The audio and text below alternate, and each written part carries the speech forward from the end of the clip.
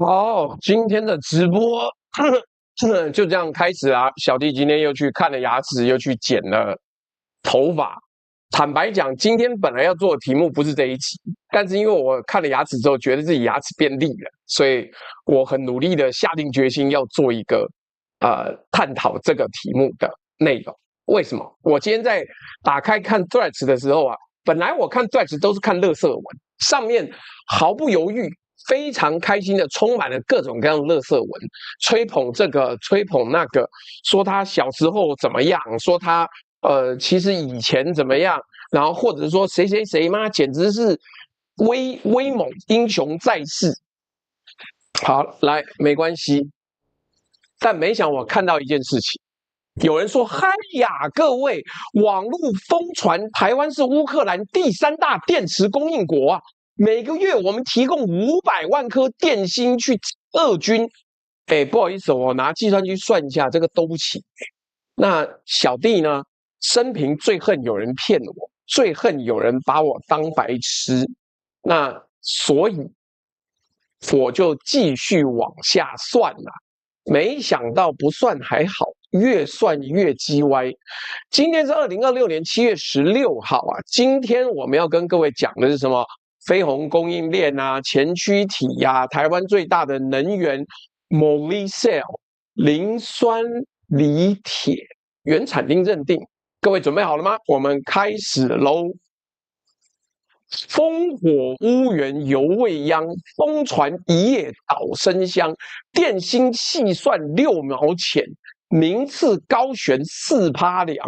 红本揉成飞鸿饼，白标贴作等身装。布鲁塞尔章一落，神话醒来谁付账啊？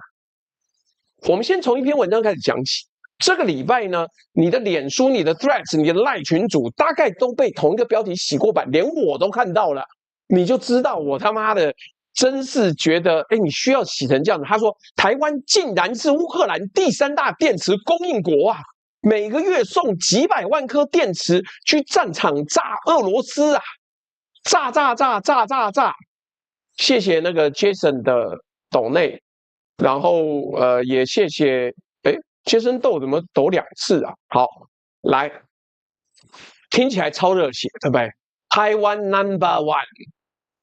当你这个热血灌脑之后，你就忘记了我们他妈最近的苹果不安全，我们最近的食用油不安全，还有民进党发言人跟你讲说，我又没叫你吃鸡排。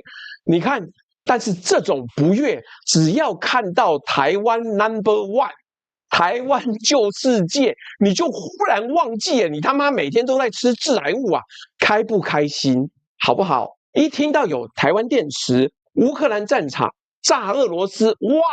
转发按赞不用经过大脑啊！来，我们稍稍的做了一些工作。我个人很讨厌，当我今天很忙，我在那边看牙齿弄来弄去的时候，我要处理这些鸡巴毛，所以我在牙医诊所就把这些东西通通按完了，给我去查。好，在这边要特别感谢一位赞助商，一名郭姓光头老登。因为我在中间查那个 Financial Times 的时候，我没有金融时报的会员，我知道这一位光头老登有，所以我就跟他要，我说我这个资料查到一半啊，这个没有这个东西不完整，来给我伸手牌，我就跟他要了那个 PDF， 他马上就给我啊，谢谢这位知名不惧的光头老登。那最近除了道歉之外，也提供我一些资料，也要非常感谢他。好了，我们去查啊。我们去查的这个数字的源头，7月14号就前天哦。我跟你讲，我想要晚几天做，我说我要躺平，我最近命运双龙正打得顺了，结果 Cloud 跟我说不行，7月14号这边才出。我们要趁着大家还没有被洗脑、入岛、入户、入脑之前，我们要先来解决这一个过度宣传的事情。来，这个智库呢公布的资料，智库叫做 DSET， 中文全名叫做科技民主与社会研究中心。那科技民主呢，社会研究中心，你一听就知道，就他妈台湾会把科技跟民主搞在一起。民主不需要科技，科技也不需要民主，但没关系。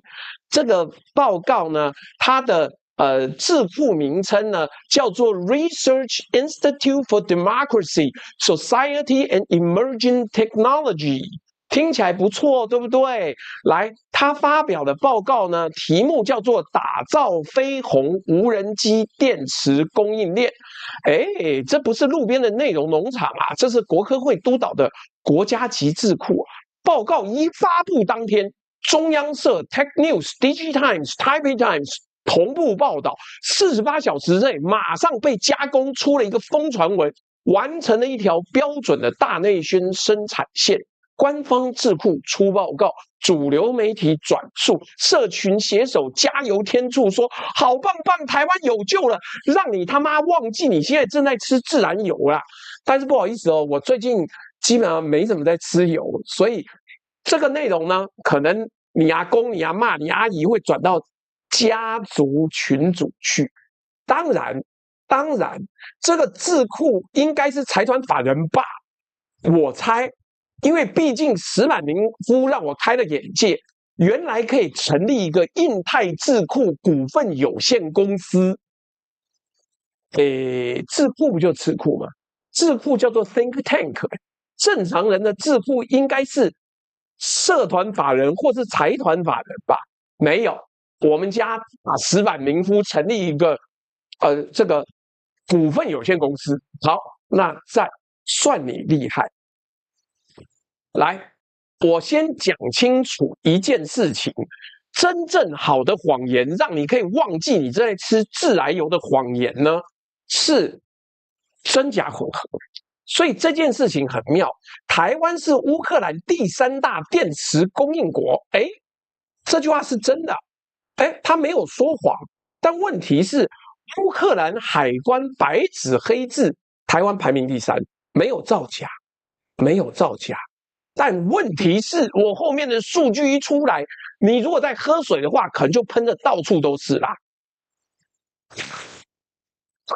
乌克兰国家海关署的数据，经 Interfax Ukraine 通讯社报道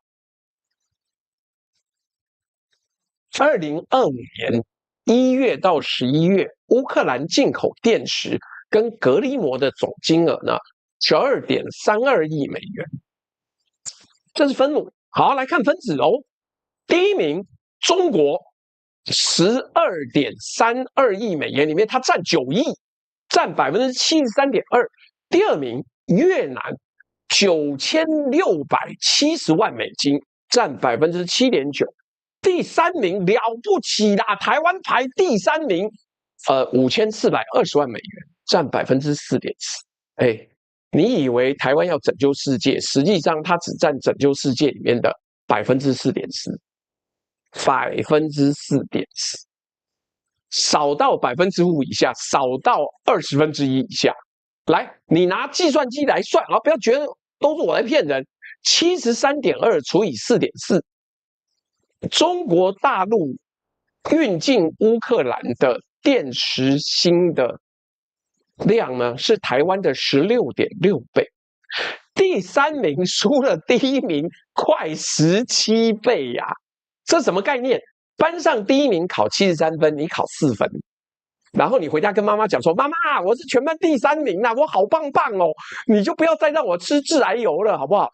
市面上没说谎，看你妈牵联络簿的手会发抖。为什么？他妈也太唬烂了吧！太唬烂了吧！来。更妙的是他那个文章里面还加了说台湾从第24名跃升到第3名啊，哇，了不起！2019年第24名，2025年就第3名，听起来像坐火箭。但各位想一下，第24名的基期是多少？趋近于0，几乎没有卖。我也不知道为什么会有人在那个时候，2019年要卖电池到乌克兰去，没有，趋近于0。从趋近于0开始，随便出一点货，排名都会飞呀，排名都会飞。你看这种让大哥带你飞，有没有很刺激？有吧？来，同一招还有另外一个版本，叫2025年台湾出口欧洲的无人机相关货品暴增40倍，40倍呀！哇，了不起，对不对？但是基期是多少？基期是多少？2024年整年啊，台湾卖到欧洲的无人机是2574架，2574架，基期小到只要多卖几个货柜，你的倍数就会吓死人。我们这样讲啦 ，DSET 是拿国科会经费的国家级智库啦。我们不要说它是造假机器，或者是至少我们不要这么简单说它是造假机器，它至少不是一个股份有限公司，好不好？报告本身有很多不中听的真话，但不知道怎么搞的，这些东西移到绿媒手上，就他妈全部都变成台湾 No.1， 台湾好棒棒。我也不知道其他的媒体是没有能力做事实查核，还是记者每天赶着出稿，写不出东西来。来，没关系，后面第5章我们会讨论，他有说实话。我们今天的内容里面一半的分析是他自己给的，问题是第一线的媒体跟应该要把关的人不用功，就直接写出来那些问题。问题是在整个食物链的下游啊，智库要交 KPI， 他把报告拿出来就好。媒体要流量，写手要按赞，一份有个 but。我们今天台湾成长很多 but， 结果每往下传一手就掉一个 but， 传到你阿姨的群组的时候 but 全没了，变成台湾电池炸二军，就那么简单，就那么简单。今天整集的第一课，贯穿全场的方法论，看到百分比先问分母，看到倍数先问基期，还有一件事必须先讲。干，我们现在最近为了做这些有的没东西，我变成海关专家了。靠，那到底在干什么？来，今年还在打仗的乌克兰，海关统计的 HS code 8507，炸像是蓄电池，里面包含了储能电池、电信备源电池、家用电池，也就是不是只有无人机电池。简单来说，连那4%都不能全算成炸二军的电池，分母有魔术，分子也有啊，干，真是一个魔术到家的一个状况啊。但没关系，我们今天呢刚看完牙齿很利，我好好的跟各位咬一咬。这张给你一个最简单的分析哦。台湾是不是第3名？是真的，但第3名的含金量是4.4%的含金量。大内宣最高明的从来不是造假，而是给你一个真实排名，藏起一个真实的分母。真相总是伤人，但你听的真相，连这个都被修改压制过。开心吗？举世滔滔的幸福之地呀！来，我们要继续往下讲。今天讲这个东西，就是我跟你讲的唬烂，不要唬过头啦！他妈每个人在那边吹，我就知道台湾没有那么强，但是硬要跟我说那么强，而且说我不但强，我强到世界第3，干他妈骗谁啊？就是赢，对那个。M5说没错，就赢血，他妈什么都赢。第3名你也赢，第3名只占4.4%，你也赢。我们讲完第3名的真相，我把镜头往上移一格。第2名，越南呀，越南他妈变成电池强国了，你有没有觉得很怪？什么时候发生的事情？怎么不知道？在我们昏睡的时候，在我下午在打命运双龙，在打那个 Monster Hunter 的时候，怎么越南忽然变世界第2了嘞？来，越南占比7.9%。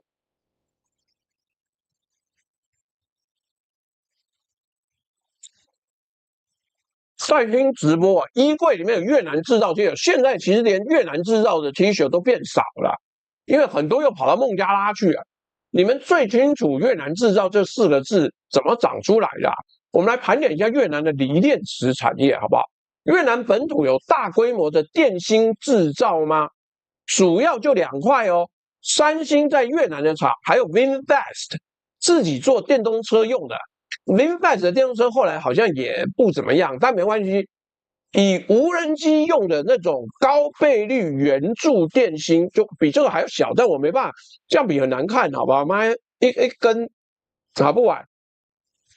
以无人机用的高倍率圆柱电芯来说，越南几乎没有像样的自制产能。一个几乎不做电芯的国家，是乌克兰第2大电池供应国，一年卖了将近1亿美金的电池过去啊！他妈是炼金术是吧？那这些电池是从越南的土地里面长出来的吗？我真不知道，因为这个 input 跟 output 不成正比，让我觉得很困惑啊。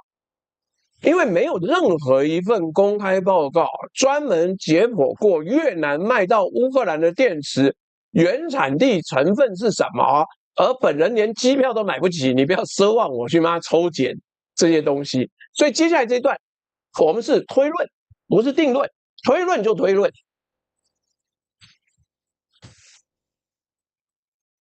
看这个推论的有前科可以参考。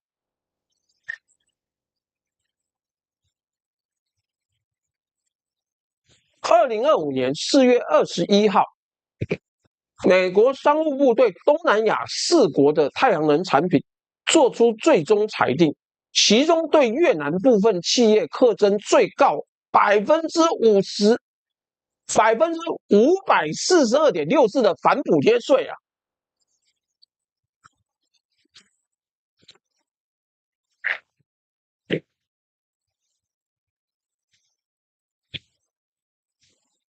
！CVD Countervailing Duty 反补贴税，外加最高200多%的反倾销税，且裁定书里面认定一个很关键的概念，叫做跨境补贴。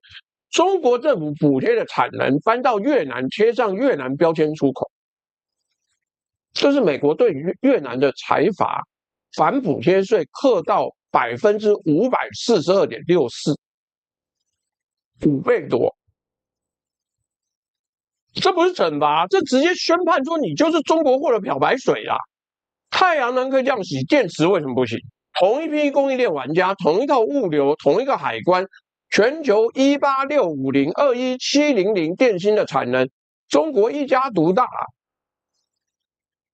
中国电芯便宜到什么程度？我们第2章会算给你看。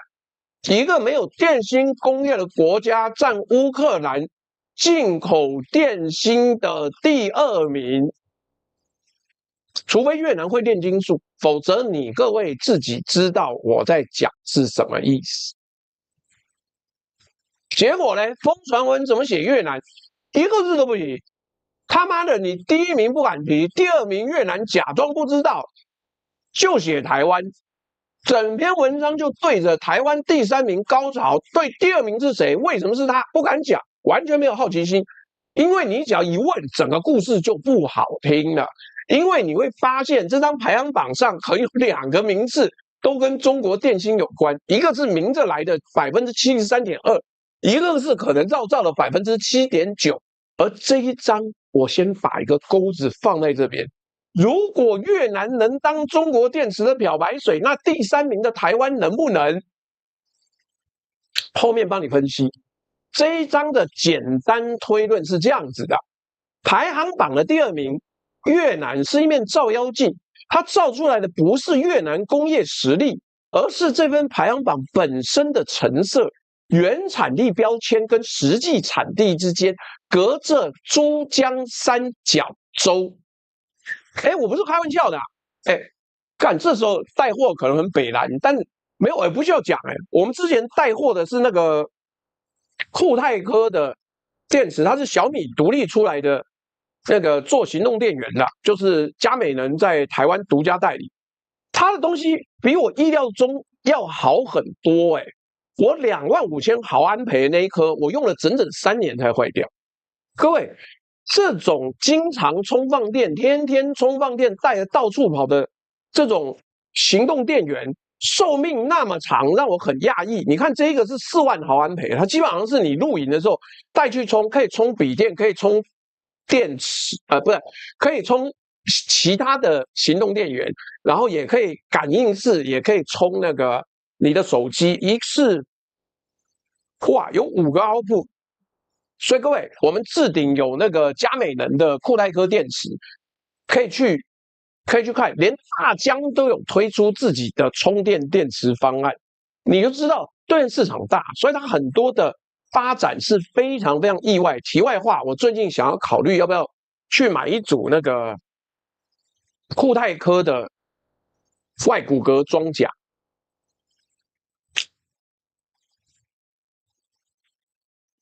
我们继续往下讲。好啦，如果美国都怀疑越南有大量的贴牌，那到底有没有贴牌呢？跟你讲，我不知道，你自己猜。来，我们今天进入今天最重要的一章。我说过，本台就做科普，他妈我宁愿做到没有人觉得听懂，我也要设法讲到你听懂。今天这是讲技术问题。今天我们讲的是技术问题，这一章不需要立场，不需要意识形态，只需要小学4年级的除法。这个疯传的那一篇文不是疯传媒啦，疯传那篇文引用 DSET 报告说，台湾厂商每月供应乌克兰500万到700万颗无人机电池芯。同一份报告，同一篇文章又说，2026年第一季乌克兰海关统计从台湾进口的电池金额是1185万美金，干超屌的，白菜价我不知道要说什么。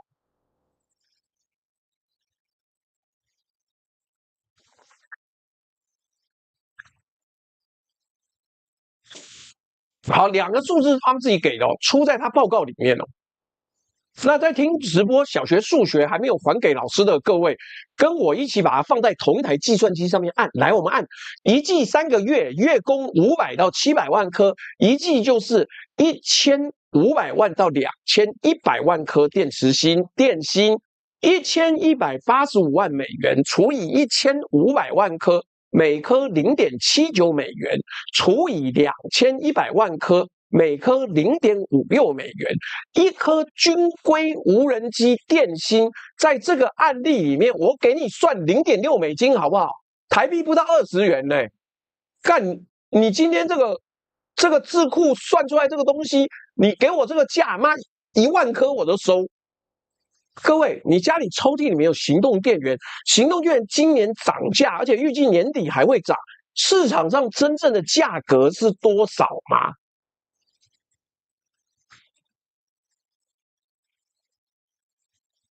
台湾最强的高倍率电芯哦，能源科技 Malaysia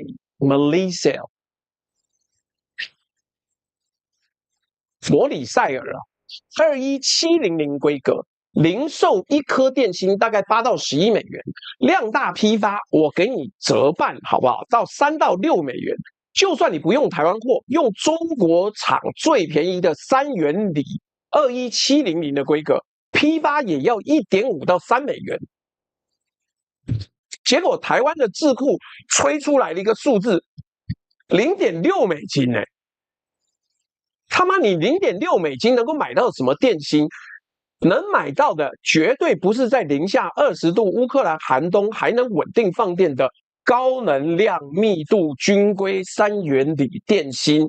0.6美金在电池的世界里面，可能连一颗这种碱性电池你都买不到，买到是最低阶的消费品，或是根本对不上的数字。然后呢？然后还有一个人帮我们作证，不是电动车拆下来那个尺寸不合，干你电动车多大，无人机一台多大，你把它报废拆下来装在无人机上，比它炸弹还要重来，我们传证人 A。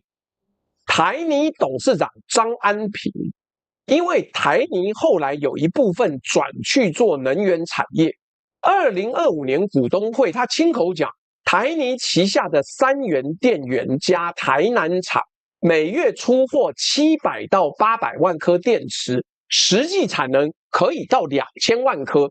但问题是，它受到中国电池价格大规模下杀，目前电池产品即使品质效率具优势，仍难以在价格面竞争。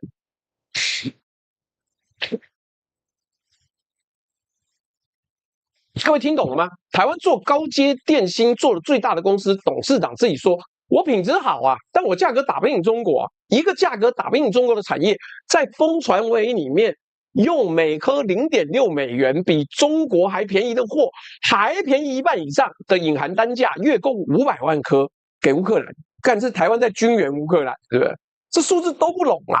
这在数学上只有3种可能，我还是要讲。数学绝对不会背叛你，因为数学不会就是不会。来，第一个500到700万颗灌水，第二个1185万美元里面根本不是高规的军用电芯，是低阶货或是别的什么其他东西。第三，两个数字讲的根本不是同一批货，不管哪一种。台湾军规电芯大军驰援乌克兰这个故事当场破功，数学跟数字都不起来，我先把一条退路堵死。可能有人要说，那个500到700万颗啊，搞不好不是全部提供给乌克兰，是厂商的总出货啦。可以，这个解释成立。但这个解释一成立，台湾每月送几百颗电池上战场炸俄军的疯传叙事就当场爆炸。因为你自己承认那些电池绝大多数是做电动工具和电动摩托车的，分子分母只要对得上，神话就破；对不上，神话还是破。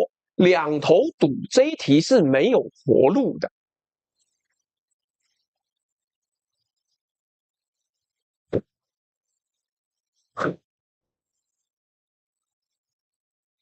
台泥就是因为后来做水泥没有赚头，他转去做那个电池了。来，所以啊，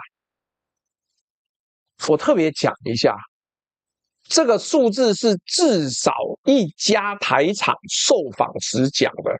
DSET 的报告的方式是访谈50几家业者，它是访谈里面的一句话，不是海关的数字。业者受访吹产能，古今中外都一样。问题在于智库为什么不查证用这个资料？我不知道。你去相亲讲年薪是同一个问题，而且特别讲，我昨天在看抖音的时候，抖音真是可以学到好多奇怪的东西。上海竟然有一个 app 叫做什么房款查还是什么，就是你个人名下有多少房子，用那个 app 就可以查。结果女主角去相亲的时候，直接叫对方说我有6套房子，其他个性什么东西我都不要谈了，我就是有6套房子。然后女主角说：“来 ，APP 在这里，你自己下载装。如果但凡是你今天有6套房子，我请你吃晚饭，我跟你道歉；甚至你3套，我也请你吃晚饭，跟你道歉。最后好像1套都没有干。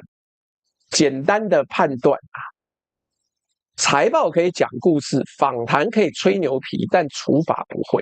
科学终将胜利，而科学今天的形状。”就是一台计算机啦，当我不会按，是不是？笑死人！来，接下来要进很奇妙的地方啦，产能。好，但是在讲产能的时候呢，我们还是要说一下，坏掉龙九说，请支持电池刀片式电池单人阿斗巴老猪 B 干站分享加群热推。购买商品也请问老猪助气，谢谢。顺带一提，我们昨天有提到酷戴科的产品就有卖出去，而且它还有酷戴科连那种小型的碱性电池它都在卖，你可以加价购，很便宜。那所以我的意思说，你要买这种好用的充电电池或者行动电源的话，因为它2年3年之内充放无数次，你一天充放3次。1年就1000多次3年就3000多次我自己实际试验的结果，它用了3年才坏，所以我不是要告诉你说它坏了你不要买，我是要告诉你说这种电池能撑3年很罕见，我其他买的多半就是半年到1年就再见。所以各位审慎考虑可以买这个嘉美人代理的固态颗电池哦，有需要赶快下单，就在我们置顶的链接里面。这个 Sylvia Chang 说到了 ，Violet， 谢谢你的抖内，我们继续往下讲。啊，今天的那个抖内就是你看爽，你觉得内容讲得好，讲得不错，讲得开心，你就抖吧。来，我们进入我们的第3章啊。第2章我们用单价打了他脸一巴掌，这一章我们换产能再打他一巴掌。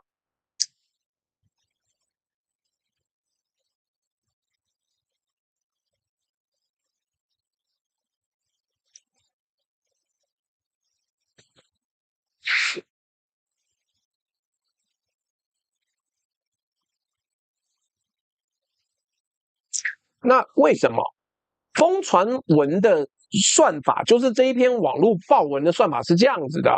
台湾电池芯呢，年产量9.41 Gigawatt， 我们用 Gigawatt 来算电池，换算成无人机常用的18650或是217003元锂电芯，一颗抓15瓦小时，一年可以做6亿颗，月供500万颗，才占产能1成多，数字上完全合理啊。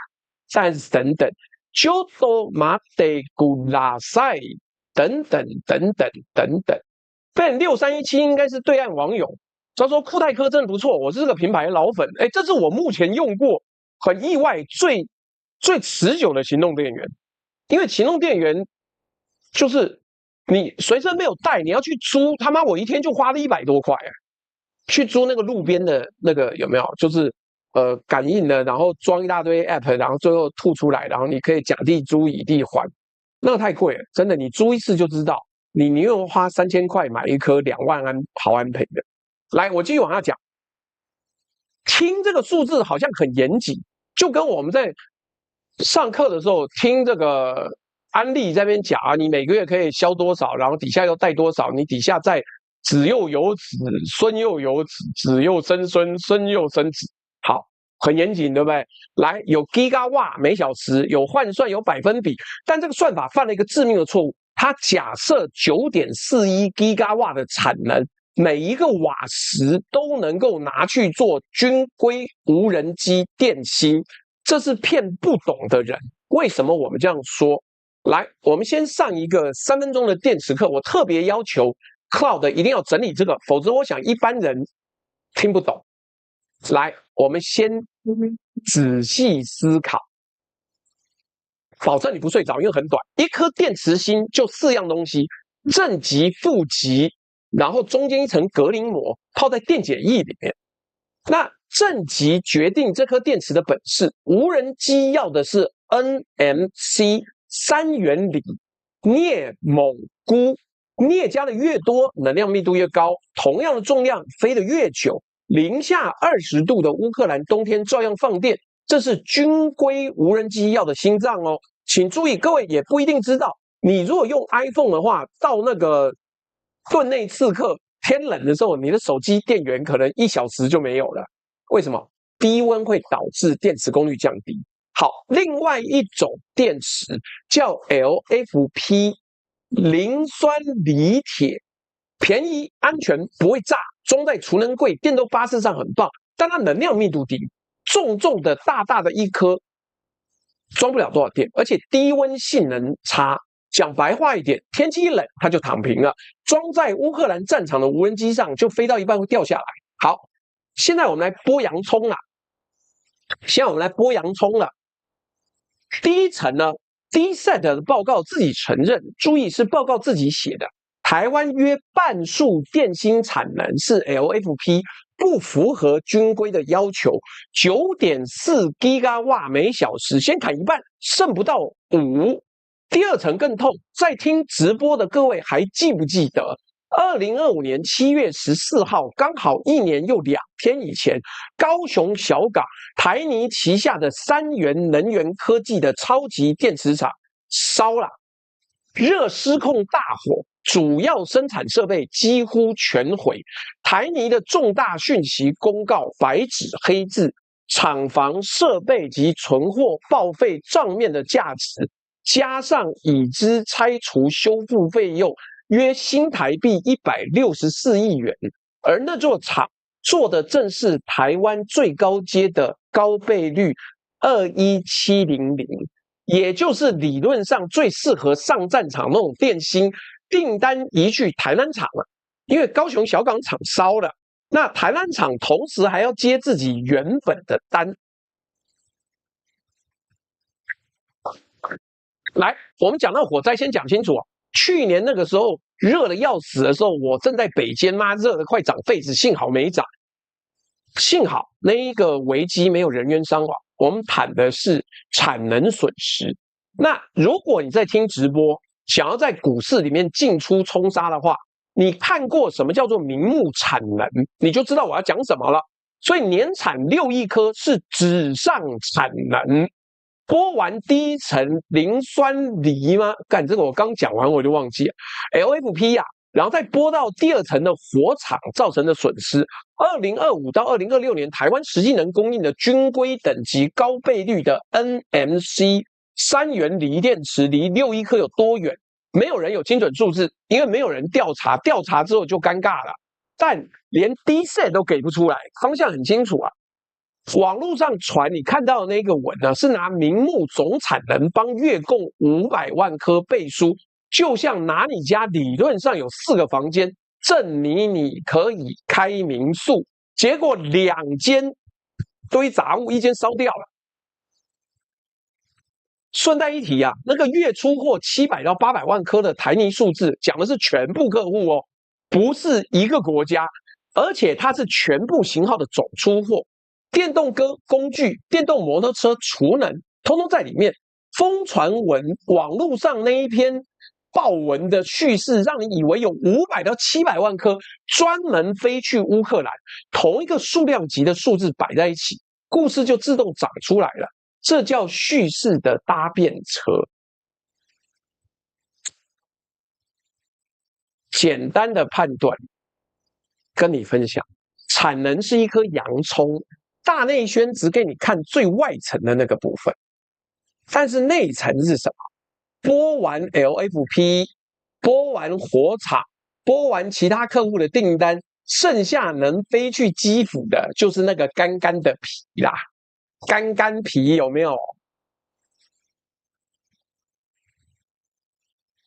你看 Sky Bob High 说，固泰科就是最一开始的小米行动电源代工厂，紫米。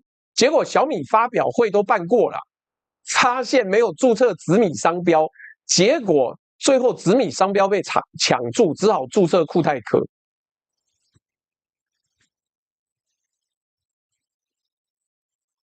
所以你这边稍稍了解一下电池，那我们就来看看什么叫 Made in Taiwan， 好不好？来，前面3章我们把量打掉了。我们说这一篇文章是妈单纯的自爽文，但自爽文要用数字来打，我们打质量的值好了。就算真的有电池从台湾出去，那些电池有多台？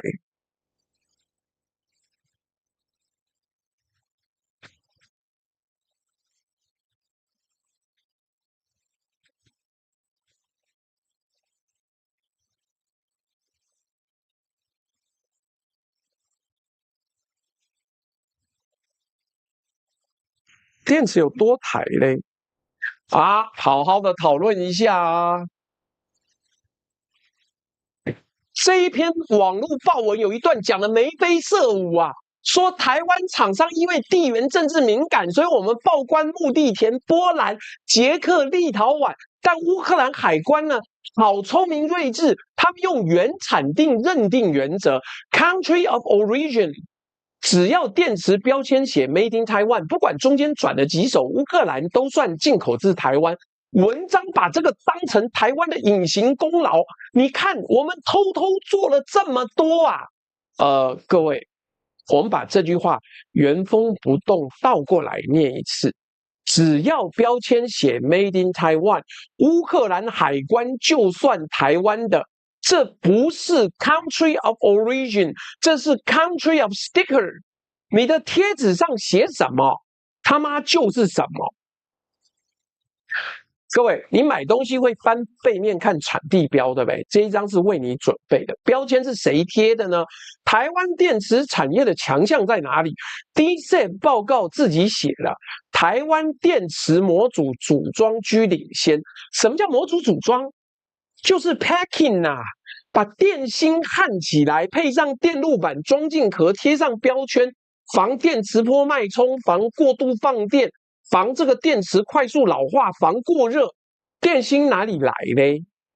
可以是高雄能源的，也可以是韩国的，也可以是日本的，也可以是中国的。一颗中国电芯漂洋过海到台湾，进了组装厂，焊排上板入壳，出来之后身上印什么 ？Made in Taiwan。到了乌克兰海关登记成什么？台湾供应。同一条原产地认定，疯传的这一篇自爽文拿来当奖状，干不是这样子的吧？不是这样子的吧？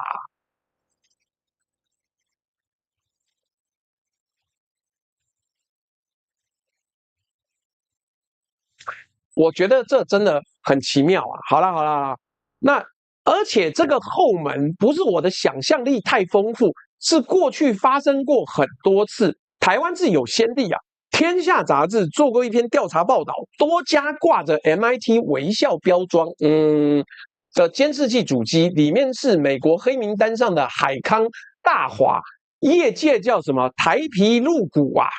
监视器可以台皮入股，电池 package 为什么不行？当然可以啊，当然可以，工序更简单，毛利更好赚。我先讲清楚，我没有指控那5420万美金里面有多少是中国电芯天牌，没有人有，因为没人查。但正因为没人查，这个4.4%的纯度就是未知数。第一章我们问越南能不能当漂白洗产地的地方，这一章的答案是台湾的制度条件跟越南一模一样，而且我们的 packing 技术还更好哦。然后你就会发现一件很讽刺的事，下个月如果有一篇国际调查报道写中国电芯经台湾贴牌进入乌克兰战场，用的是同一批海关数据，同一个原产地原则，同一份资料，可以写成海关之光，也可以写成台湾之耻，差别只在于记者站在哪一边。大内宣赌的就是你只会看到前面那一篇，你不会看到后面那一篇。最后一个简单的判断 ，Made in Taiwan 是一把双面刃，正面是品牌，反面是漂白剂。当一个标签的认定宽松到我上面贴了一个 Made in Taiwan， 你就是台湾来的时候，它证明的不再是产地，是最后一个贴标签的人想要让这个产品从哪里来，好不好？这样你理解了吗？所以啊，各位，我要讲清楚啊，我没有指控就是没有指控啊，因为这个东西没有证据，我又不是调查小组。对呀，Grotty 讲的没错啊，除非厂商自己报，不然我们都不查。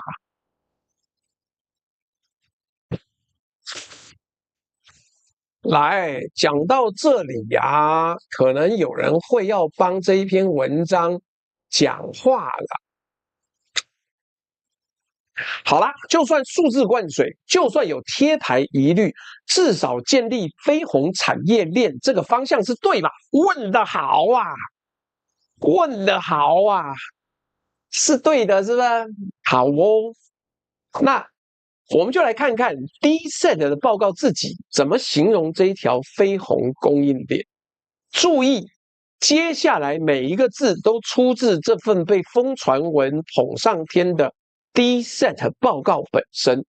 先上一个比喻，这个东西我想了好久啊，才好不容易叫 AI 弄出来一个比喻，叫做蛋糕。做蛋糕哦，先要有发粉跟面粉，对不对？电池的世界里面，这包预拌粉叫做 PCAM 前驱体，把镍、钴、锰按比例调配沉淀出来的粉末，然后把预拌粉高温烧结，就变成一根棒子。那棒子叫 CAM， 这是烤好的蛋糕。蛋糕体卷进电芯就是装盒，电芯组成电池模组 pack 是绑缎带装礼盒。台湾的强项是最后绑缎带，我们超会绑缎带的，了不起，最厉害就这样。但好，那绑缎带又是怎么一回事呢？预拌粉在谁手上？就最前面那个前驱体在谁手上？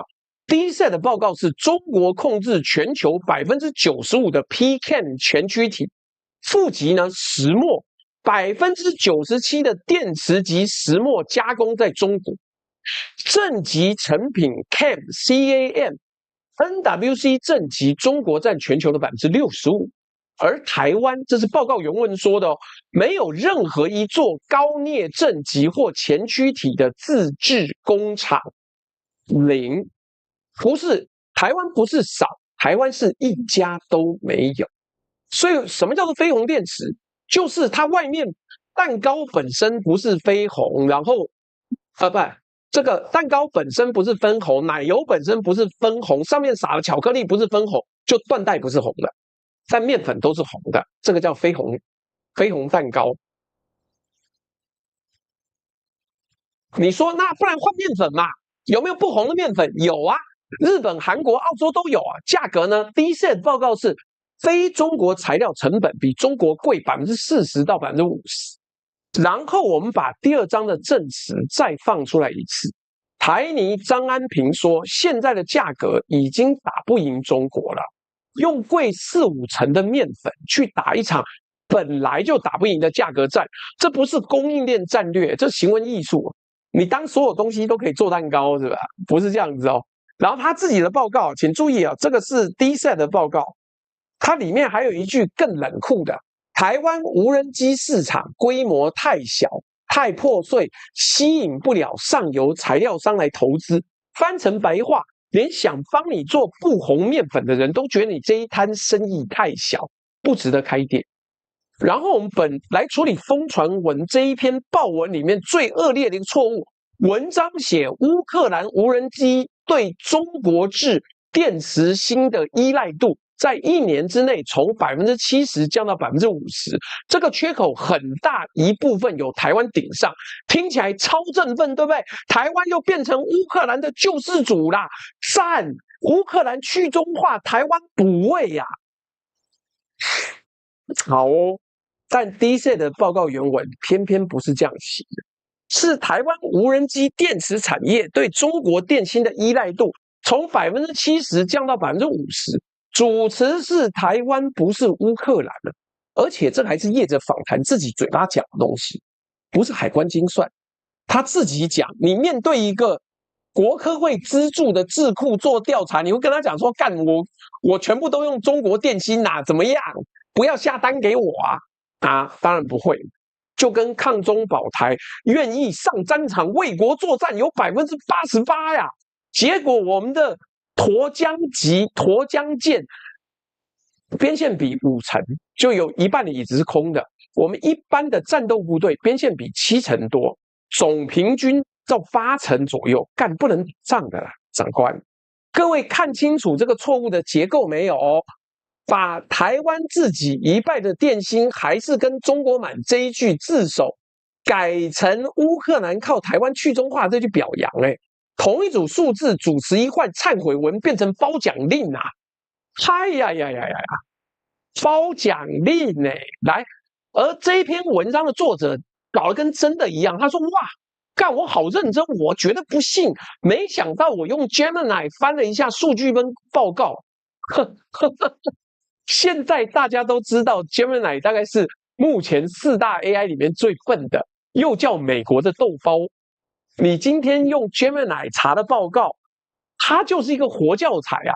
AI 摘要最容易出的错就是张冠李戴，把 A 的属性安到 B 头上，文字通顺到你完全不会起疑。AI 生成的查核不算查核，为什么我通常要用3到4个 AI 重复查核？就是我通常用多数决，我用4个 AI，一定要有3个 AI 结果一样，否则我不用这个数据。查核的意思是你去读原文啊，不是你请另外一台机器帮你读。最后补一个反向证据啊。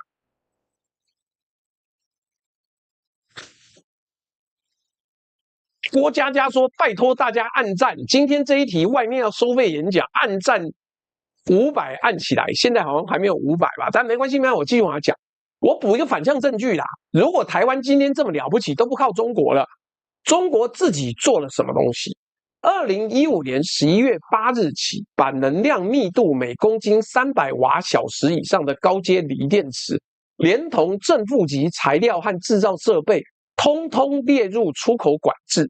顺手还制裁了8家台湾国防相关企业。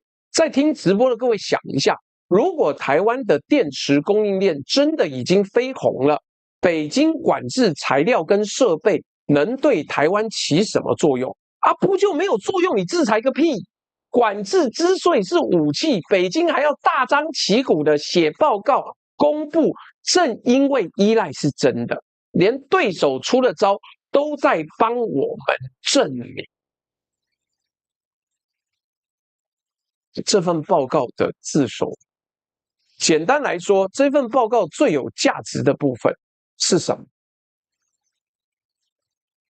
是台湾什么都没有，结果你告诉我说我们什么都有，而且我们是飞鸿产业链的救世主。第一 set 这份报告诚实承认3件事：第一个，我们没有正极，材料贵1半，市场太小。结果这一篇骗人文把这3件事全部都跳掉，只留排名，用官方报告打官方叙事，这就是我今天武器。这是报告本身自己写的，我一个字都没有加。然后前一阵还有网友讲，干你怎么可以乱讲？妈的，我们无人机产业很辛苦的，你怎么说他这个绿皮红骨呢？你怎么说他台皮露骨呢？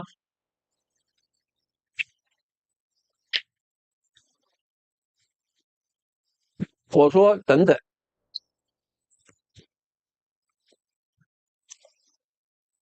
我告诉你，《纽约时报》的报道，你自己去查。结果来没关系，因为我一怒之下今天又要讲这个东西，我特别再跟你讲一遍。接下来这一章讲的是《纽约时报》。先上场，《纽约时报》2026年5月的报道，他写台湾在乌克兰无人机战争里面的角色，但他的标题方向跟台湾的大内宣是完全相反的。《纽约时报》说，台湾已经成为乌克兰无人机业者取夺中国零件的转运门户 ，gateway 门户，不是 supplier， 是门户。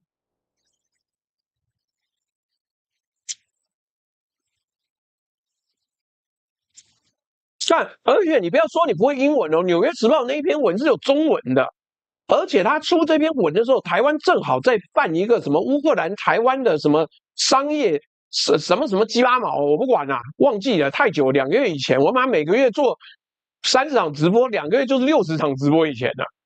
所以各位，你以为《纽约时报》会帮台湾写英雄故事？他左派吗？你先深呼吸，背景是这样的。中国从2024年开始对乌克兰出口的无人机，就是往乌克兰方向出口的无人机呢，零组件出口收紧了。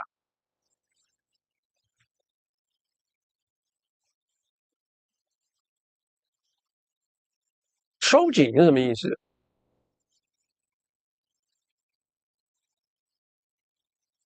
你要直接买越来越难。你是乌克兰人，你直接要从中国大陆买越来越难。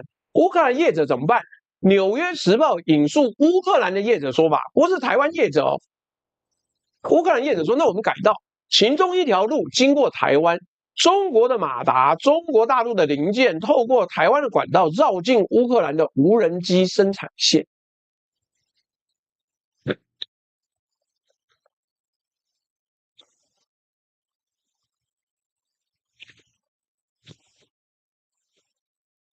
同一篇报道里面有2个数字，谢谢景浩兄送了20个会员。今天送会员有显示啊，华哥昨天很生气，因为昨天送没显示，感觉好像没送一样。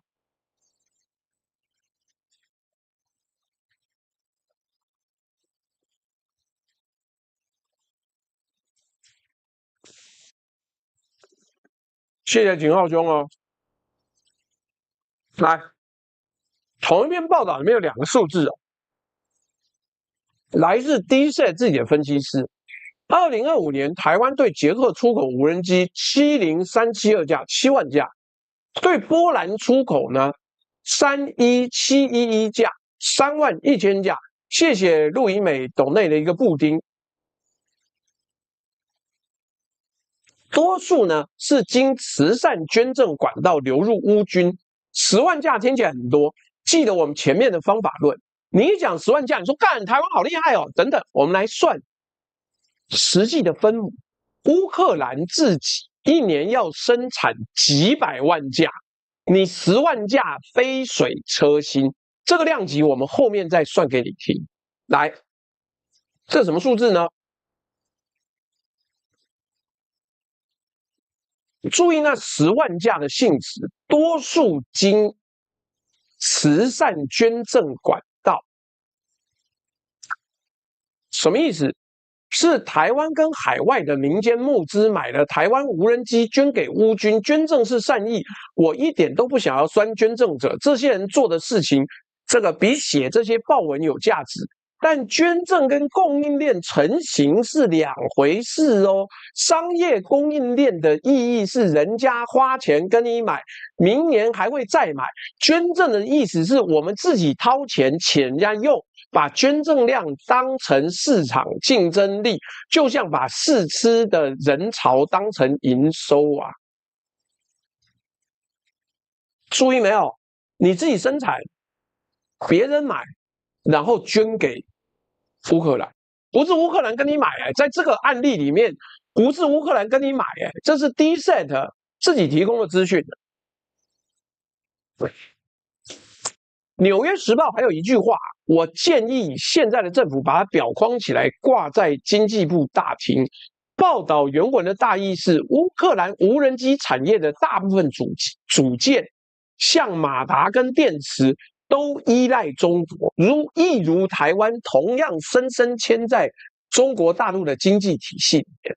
这是《纽约时报》写的，你各位拜托，《纽约时报》写的，不是《环球时报》，不是《大公报》，美国自由派第一大报。陈树琴说：“我买蜂蜜2瓶可以货到付款吗？老人家不会其他付款方式。我们现在没有货到付款的系统了，因为蜂蜜是我寄，不然你后台跟他讲一下，我坐捷运去送给你，然后你把钱给我，好不好？这个树琴姐姐可以用我们的后台传看。”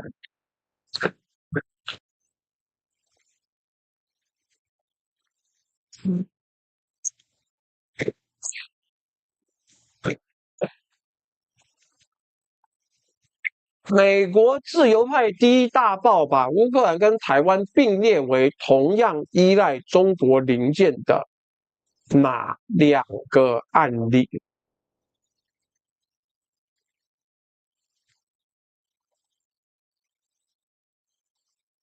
当然，我们还是讲清楚，本台不唬烂。台湾是中国零件转运门户这个说法是《纽约时报》引述业者的讲法，单方面消息。但是因为《纽约时报》是国际级的重量媒体，我们会引用，但是我们会标明相关的撰写。那另外一个匿名乌克兰官员讲的，说有一座乌克兰设计的无人机工厂在台湾，这也是单一来源，但《纽约时报》应该有做它的查证，我们都标注清楚了，但方向已经很清楚。在国际调查报道的镜头里面，台湾的角色不是飞鸿供应链的灯塔，只有台湾人自己这样讲。台湾的这些媒体记者呢，不知道是看不懂英文，还是不看调查报道，台湾在国际调查媒体的视角里面是红色零件的中继站之一，吓到了吧？有没有觉得很恐怖？有没有？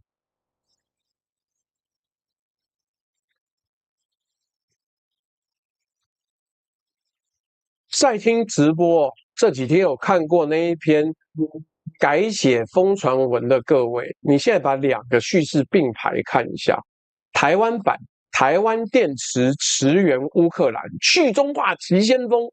纽约时报版中国零件经台湾流入乌克兰，台湾与乌克兰同样离不开中国供应链，同一个岛，同一批海关数据。哪一个版本会进国际教科书呢？我跟你赌，不是中文那一篇。这一章的结论，大内宣有个天生的死穴，它只能在自己的小圈圈里面循环。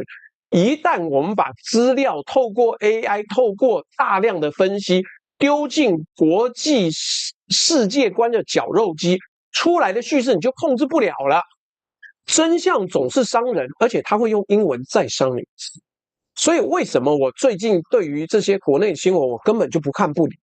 因为国事至此已经没有救了。你在关心这些东西有没有用？我告诉你，那个油你再弄下去，越问越大洞，因为几乎什么东西都不能吃。那你在那边骂，你在那边气有什么用？反而降低你的寿命。所以我现在呢，都开开心心的，一边跑步一边在打，一边超慢跑一边在打命运双龙，开心吧，开心吧。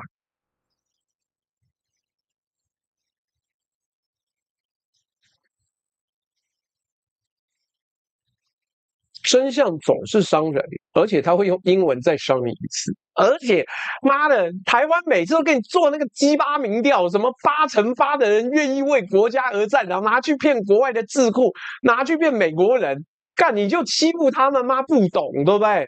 叫他来台湾街上问问看呐、你他妈叫葛莱仪去西门町问问看啊？不对，葛莱伊如果去西门町会遇到很多东南亚游客，他可能遇不到台湾人。你去问问看，有没有8%的人愿意为国家而战呐、妈的，笑死人！每次给我出这种东西，外面网友问我之后，我还要说我8%哦。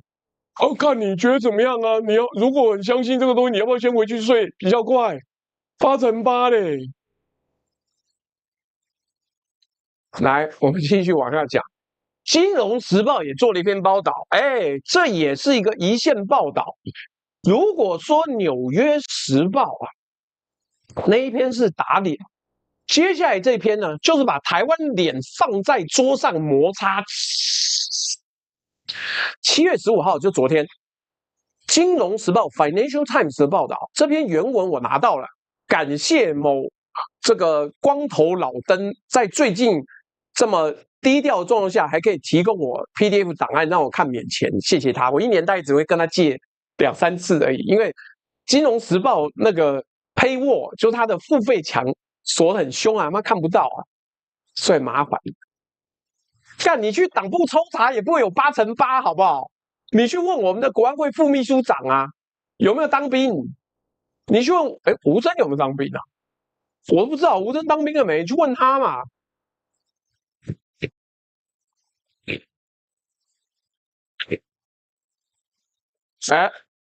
不要随便叫人家印太战略智库，要叫他印太战略股份有限公司，好不好 ？Think Tank 是社团法人，股份有限公司不是啊。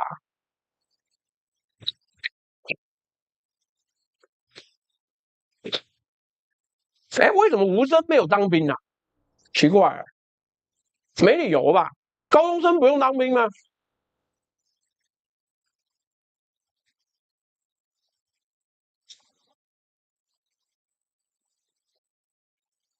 漏斗兄啊！哦，漏斗兄是什么东西？看他在上节目的时候骂的大杀四方，看不出来有漏斗兄啊！而且如果这么勇，这么屌，就算有免疫，你还是可以当兵啊。法律没有说你当兵会死吧？你也不会死啊。漏斗兄为什么不能当兵？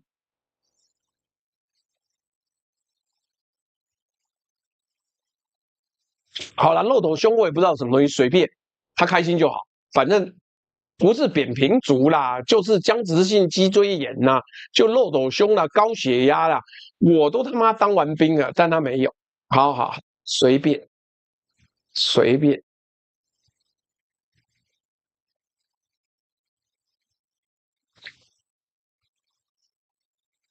来。《金融时报》那篇报道的原文标题，容小弟英文念给各位听，好不好？来，他英文怎么说的呢？他英文叫做 "Ukraine to buy Chinese drone parts with EU funds"。乌克兰将用欧盟资金购买中国无人机零件。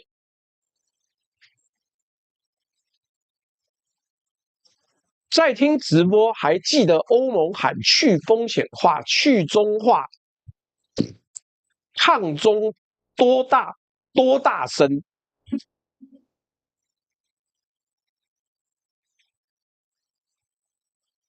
哎，有网友问说，怎么看石板民夫最近跟阿亮打很厉害，抖内$200啊，帮你做一集石板民夫专题，没有什么不行的。但是因为我烧 token 很贵，好吗？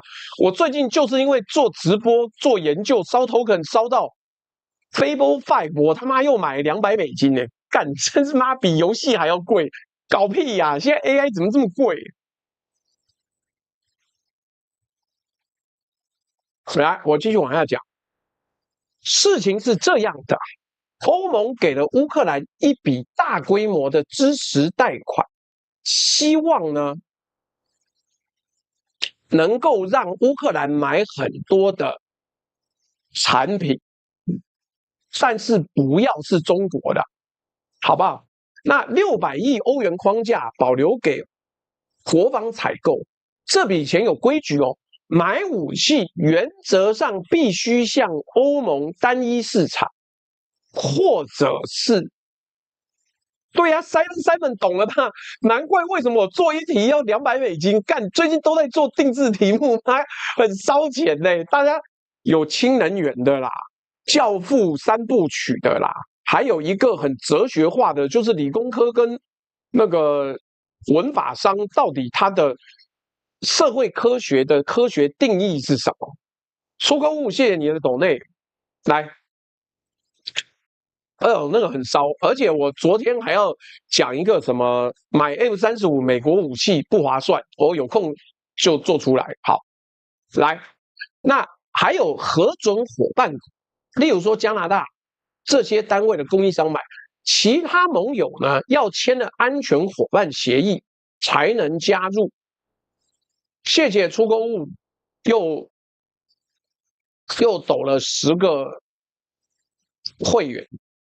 来，英国7月13号，就这个礼拜一，他才签加入这个欧盟的伙伴，因为他已经脱离欧盟了。规则里面还有一条，核准圈以外国家的零件呢，一份合约最多只能占35%。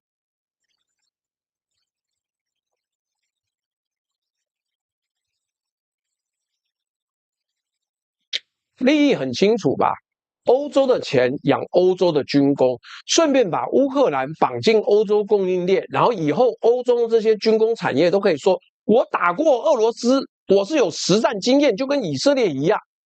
然后呢，然后第一笔国防拨款59亿欧元，整批指定用于无人机采购。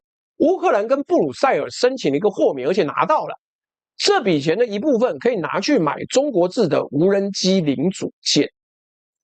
注意我的用词哦，是一部分，不是整笔，不是整笔。59亿都去买中国货，这个口径呢 ？Financial Times 的副标写的清清楚楚，谁跟你说59亿全买中国零件，那是造谣，我们不做这种事。但就算是一部分，各位想想看，这件事情的含义是什么？欧盟官僚体系白纸黑字正式批准，用欧洲纳税人的钱买中国零件。理由是什么？ Financial Times 的原文啊，说这些品项在欧洲供应短缺，欧盟跟核准伙伴的供应商没有办法及时足量提供乌克兰需要的零件。执委会发言人的说法是，为了尽快回应乌克兰最急迫的需求，豁免是可能的。这一类豁免呢，只有在极少数例外的情况下核准。但是谁知道这个会有多少次例外？你可以买中国的，但是要经过我核准，但几乎产品已经少到我不核准不行。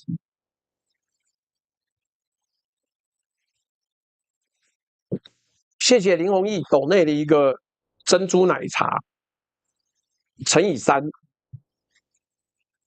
哦，庸肉说看不懂乌克兰最近怎么跟波兰搞很紧张，这是因为纳粹遗毒的关系。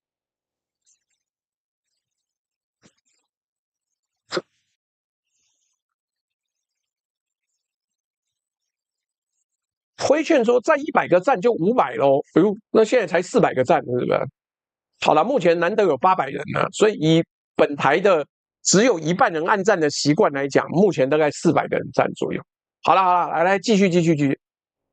那这就是一个问题嘛，人家都要抗中保台，但是没有产品不够，你还是得要买啊，怎么办呢？我们把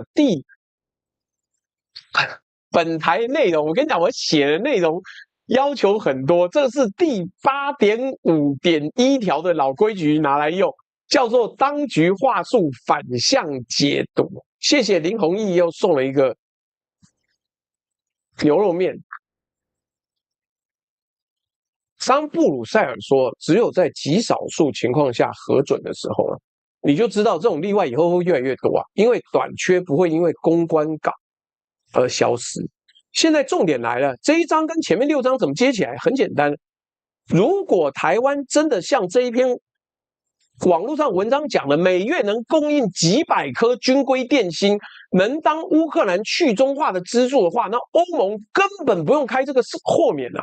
台湾不是中国吗？对不对？你欧洲不是讲说啊，我们支持台湾是个独立政体，来，台湾理论上完全可以纳入采购圈哦。欧盟开后门买中国零件这件事情本身就是对非红供应链已经成型这句话啪打脸，不是我说的，是布鲁塞尔用59亿欧元的拨款文件说的。Financial Times 金融时报还点破一个欧盟自己不敢面对的矛盾了。欧盟一边谴责中国大陆说你是俄罗斯战争的关键推手，因为中国是莫斯科军工复合体的主要供应方，一边承认基辅的军工同样依赖中国零件，两边都靠同一个军火行进货，然后在战场上互炸。Financial Times 去问执委会跟乌克兰国防部要评论，两边的回应都是不回应，没有，我不回应。简单来讲，这场战争最黑色的一幕不在前线，在布鲁塞尔的公文上面，欧洲纳税人的钱盖着欧盟的章流进中国零件商的口袋，然后飞到战场上去炸中国零件商另一个客户的阵地，等价交换从来没有这么精准表象过，夸张吧？来，好，我们讲的很激动哦，好不好？那变成这样子啊，在战场上是中国大陆的零件打中国大陆的零件。来，台湾呢？台湾我们回台湾，毕竟本人现在人在台湾，我们做直播的观众大概也有70%左右是台湾人，不是非常多。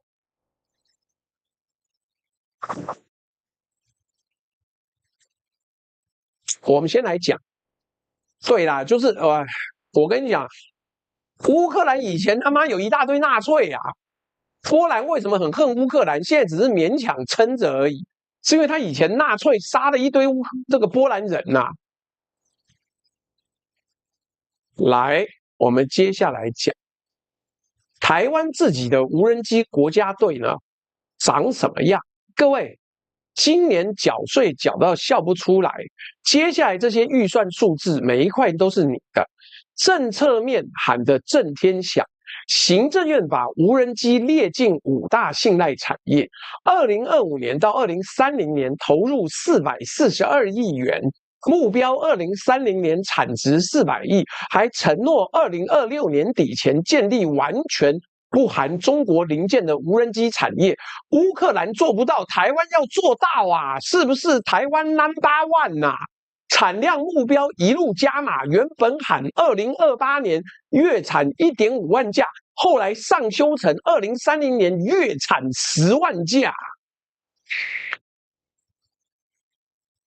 现实面呢？2024年台湾全年产量大概1万架，全年1万架，目标是1个月10万，现况是1年1万，中间差了120倍。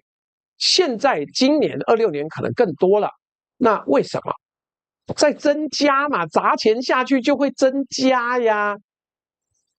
2025年冲刺到12万架了，经济学人说成长35倍喽，哟吼！各位现在都是分母专家了，35倍的基期是多少？就是那个1年1万的。谢谢鲁鲁米斗内的忙爆饼。零件呢？国发会主委刘敬清自己讲过一句大实话：我们现在连一个无人机的晶片都没有。DSET 也写了，台湾至今没有生产无人机专用的飞控、定位或通讯晶片。马达、云台、图传、稀土磁铁高度仰赖中国。稀土磁铁的目标是2029、2030年才自产一半。价格呢？台湾无人机比中国同级贵25%，大疆比同规格的美制无人机便宜5到7成。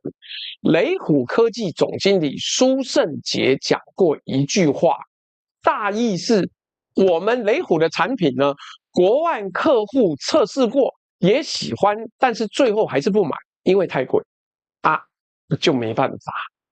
然后最魔幻的部分是经济部产业发展署说，台湾出口的无人机绝大多数是飞鸿供应链啊。同一时间，多名业界人士跟法新社讲，我们怀疑大多数其实不是。官方说绝大多数是，业界说绝大多数不是啊。老规矩啊，当官方需要用绝大多数这种模糊量词的时候，你就知道精确数字一定很难看。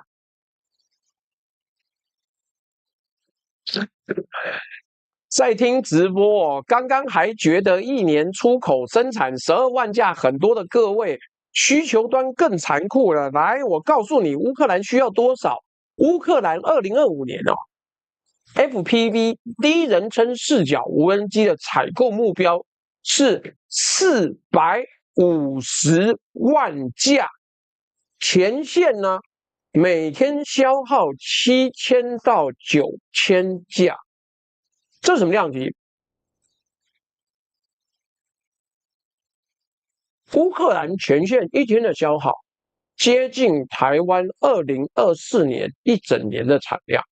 就算用台湾2025年冲上来的12.3架来算，人家打仗烧一天等于我们产3个星期到1个月，全国把台湾2025年的全部产量一架不留，全部送去乌克兰，可以够他们烧2个星期。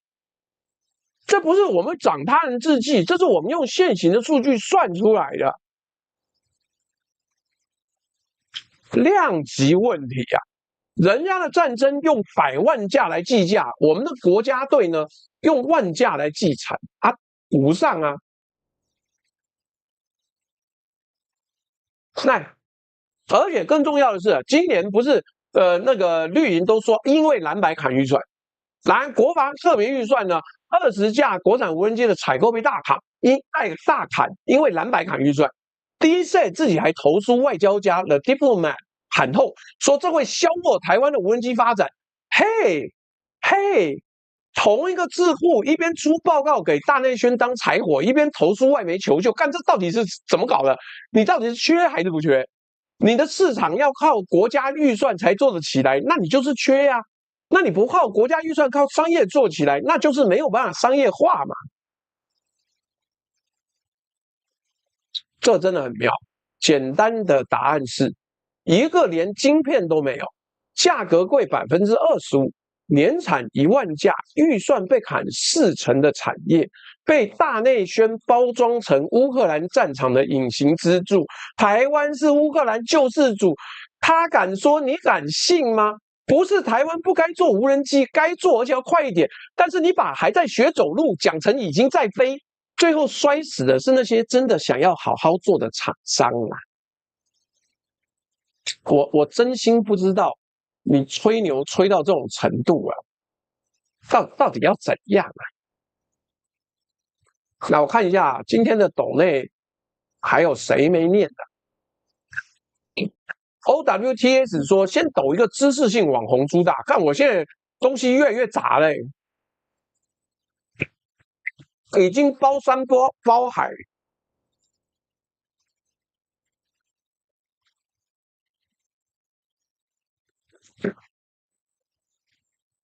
哎，讲到这里，你看后面的数字就知道啊，月产10万架跟年产1万架，然后我们2024年产的1万架，乌克兰前线一天就要耗将近1万架，妙了吧？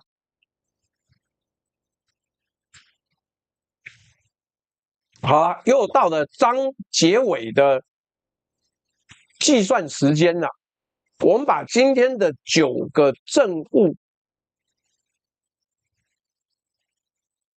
拿出来给大家看，我们一个一个用证据，一个一个拿出来。第一个，台湾是第3名。Johnny 上，谢谢你的抖内。什么一天生产10万架？看1小时生产10万架，怎么可能啊？一天10万架嘞，不止好不好？来，郭佳佳说还差47个赞破500，各位赶快按赞。还有最近我们比较少打广告，因为我做直播快做完都跑去打电动去了，我相当不尽责。但我还是强烈建议大家应该要买我们的这个，干我书被我拿到哪去了？好，要我们的推荐的简商在我们的福利社就置顶那个连结里面有卖书，我们有推荐简商，有推荐那个到底为什么要工作，为什么要读书，还有一个在不幸丘上的幸福，算忘了名字，但这是好看的书，它有的走科普，有的走历史研究，所以来第二名是越南哦。进口进乌克兰的第2名是越南，一个没有电芯工业的国家，带着542.64%的反补贴税的前科转口的国家。第3，海关金额除以宣称的颗数，一颗竟然只有0.6美金，市价的1/10。第4，台泥董事长自己说价格打不赢中国，而他最好的厂去年7月14日烧掉164亿啊。第5。Made in Taiwan 的认定标准宽到可以当漂白水，上面贴一个标签 Made in Taiwan， 就是 Made in Taiwan 了，就是台湾出产的，赞吧。第6， 95% 的预拌粉，就是那个成型的那一个，要烤要烧制像蛋糕啦，在中国手上。台湾的正极厂就是做那个正负极那一根正极，一家都没有。第7， 70% 依赖度降到50%的主持是台湾，不是乌克兰。一句自首变成褒奖令。第8，纽约时报说台湾是中国零件的转运门户。第9，金融时报说欧盟正式盖章，用欧洲纳税人钱买中国零件，理由是欧洲缺货。如果台湾真的补位这么棒，我三哥天下无敌，那他干嘛开这一个条件？在听直播啊，一路跟着算到现在的各位。9个政务，我们今天拿出来作证的9个政务，没有一个需要有你的政治立场，没有一个都没有。我们希望的就是呢，你可以开开心心的、认真的靠数字自己往上走。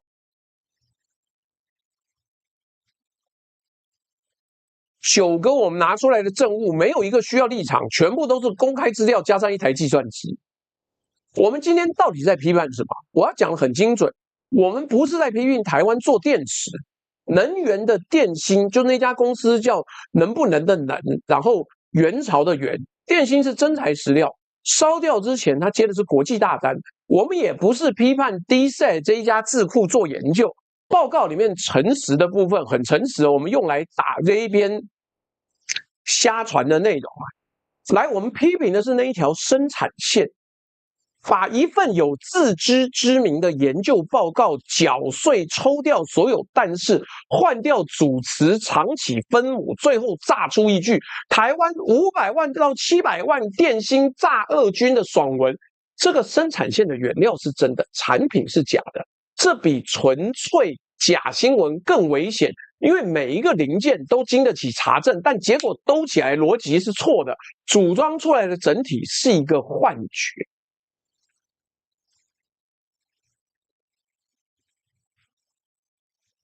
幻觉是什么东西？幻觉是有账单的，你拿来自己爽就算，你把大家都骗到相信了，干做不出来啊！这是等价交换啊！这是等价交换啊！你让社会相信什么飞鸿供应链已经成型，账单就是你真正该砸下去补正极、补材料、补晶片的钱，永远排不上优先顺序。因为他妈电池做不出来，你做什么鬼无人机啦？无人机怎么样？你要靠拉一条电线在飞吗？因为舆论跟你在骗的那些选民觉得我们已经赢了，你让厂商习惯了贴牌也算台湾之光，账单就是哪一天国际报道用同一批海关数据反过来写，台湾帮中国电芯洗产地，整个 MIT 的招牌就一起陪葬。你以为以色列在乎用你金阿波罗的 MIT BB Code 的机器去炸死小孩跟他们认定的恐怖分子，他在乎台湾的品牌形象吗？他根本不在乎。你让年轻人以为国防是靠这一篇爽文就能自主，账单就是什么？战场上真正能用的东西，一颗都不会因为按战数而增加。不行就是不行。欧洲已经在付账了，他喊了3年的去中化，最后布鲁塞尔亲手签下豁免，说我们扛不住了，没办法，用纳税人的钱跟中国大陆进货，因为现实就是缺货，不接受自己瞎吹。付款，台湾的账单还没有到期嘞，但是条款一模模一样样。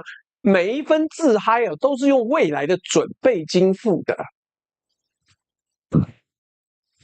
各位，不是我们不帮台湾说话，而是我不喜欢你用骗人，骗到台湾人觉得爽，这将来打不了仗啊！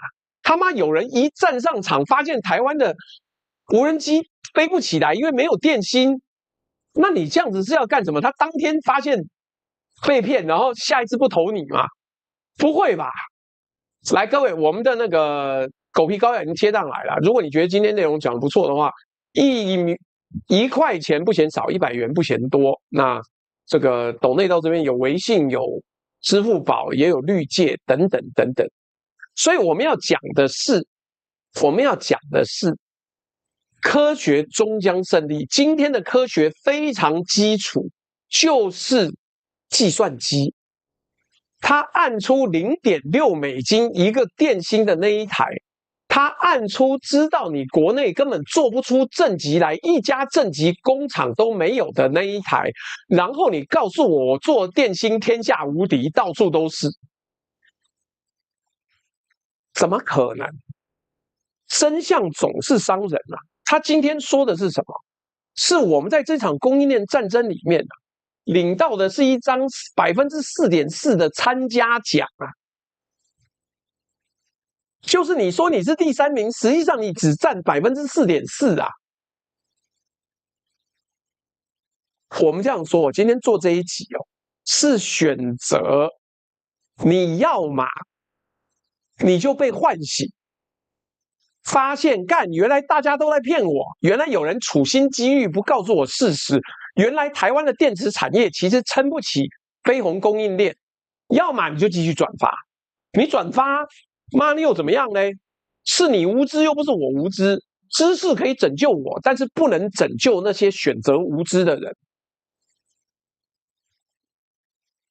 战场不看你这篇文章转发多少，战场只看你的电池在零下20度的时候放不放得出电啊！各位，乌克兰不是亚热带好吗？你做出来的电池如果没有办法达成这个标准的话，那根本没有办法让它用嘛。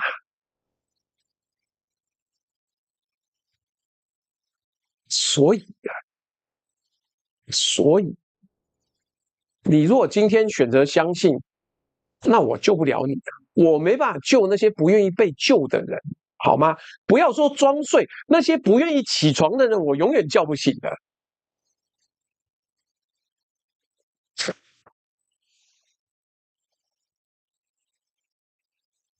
所以没办法啊。那我们今天为什么讲这个？是因为科学告诉你，真相就是真相，不会因为有人在网络上写报文，然后真相就变得忽然之间转弯了，也没有，就这样子啊。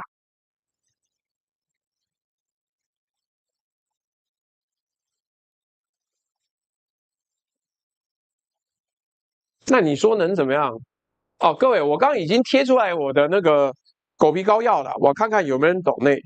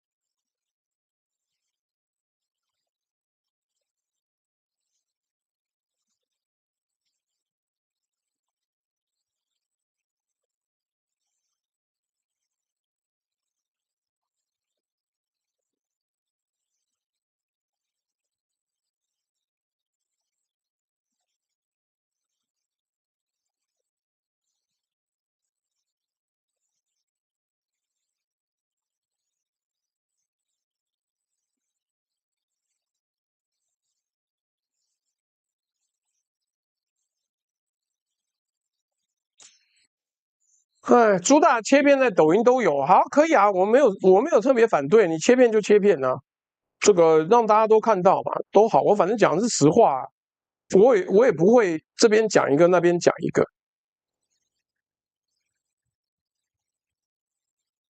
支付宝到账靠，1元，谢谢大家又抖了1元。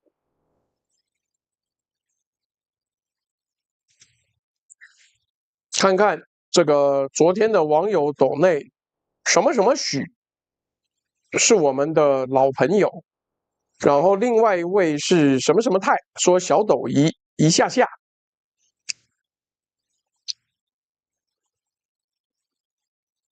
然后什么什么明说赞，好，很简单，言简意赅，不多说。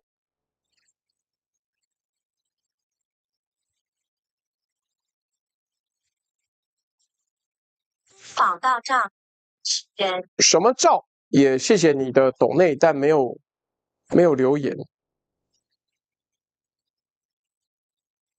好，昨天我们也讲了那个什么喵说我是他全网唯一会抖的博主，也谢谢你看得起我。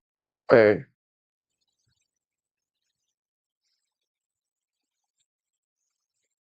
什么什么松，谢谢你的抖内。哎，我跟你讲，我最后反正今天时间比较多，我最后还是跟各位分享，我昨天看到抖音上面，我认为最近最悲惨的一个故事是什么故事呢？各位可以去看一下，我现在一时之间找不到。等一下，我有传给我朋友，我有传给陈 Allen 看。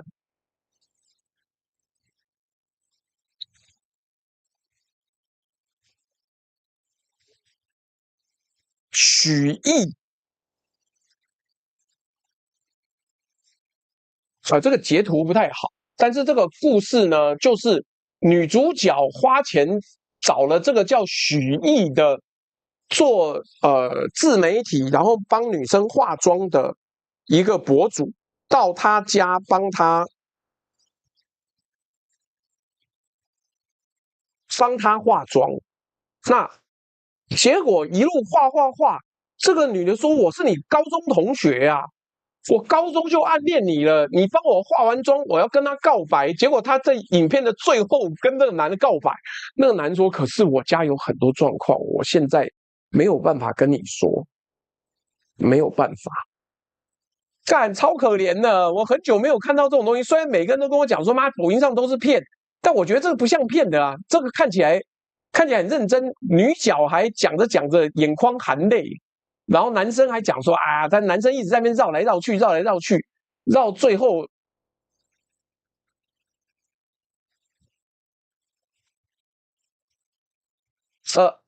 ACC 3来8589，我是大陆网友，支付宝抖多少能让我朱大做一期起礼青鸟？一样啊，$200啊，你算一下，等值$200是多少人民币？大概1300多，对吧？对，所以可以啊，没有什么不能做。不是因为我每次在抖音上我看到那个影片，我就哇，这个做得好，这个好棒。然后网友都跟我讲，在干小红书啦，都是骗人呐，什么东西剧本，你看是不是？马上就有网友留言说是剧本。我没有认真，但我觉得再怎么说，这故事看起来很可怜，好不好？就是我觉得故事看起来很可怜，这故事至少好，如果它有剧本，至少是一个好剧本呐。妈的，每个人都说，你还让我比较你看，这个有没有去背我不知道，就这个，不是 AI 短剧啦，是真人的，好不好？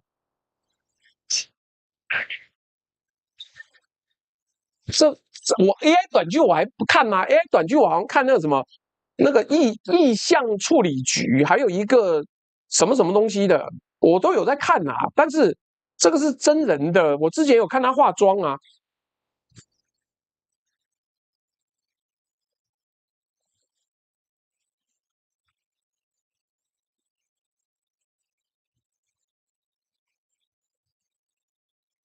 看不懂，看不到，干啊！好啦，简单就不用再想了。我也不能抓他影片给你看，干虾人现在也都下架了哦，不好意思，现在没有虾人可以看。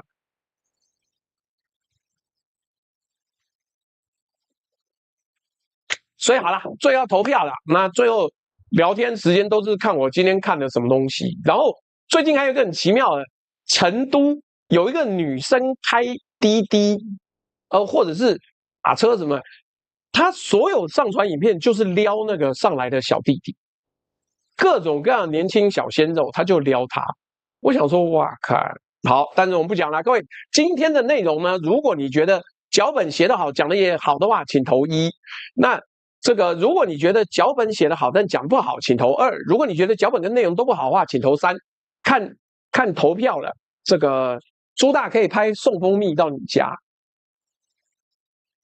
等我有人跟拍再说，不然，而且他每个人都在脖子上挂一个那个第一人称视角。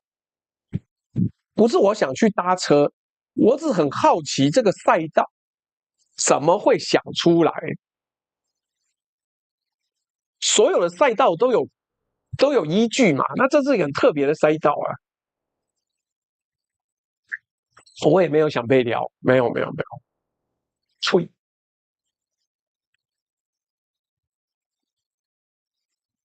所以好了，那今天的内容，各位觉得还不错的话，我们就明天再见啦，好不好？这个是一个开心的一天。干，你不要说短片内卷了，我之前看一堆老头当工程师的，现在老头都变管理阶层了。你看那个剧情演变多快！好了，跟各位说拜拜了，拜拜。